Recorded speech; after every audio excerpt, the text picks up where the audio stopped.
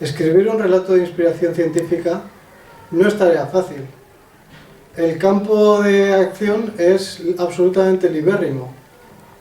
Uno puede decantarse por la ciencia ficción, pero en realidad la ciencia estudia todo aquello que nos rodea, incluso nosotros mismos. Así, por ejemplo, cualquier cosa de nuestro entorno puede convertirse en algo científico si le damos una vuelta de tuerca. Por ejemplo, un hombre que simplemente se mira en un espejo se puede ver como un haz de fotones que se reflejan contra el cristal.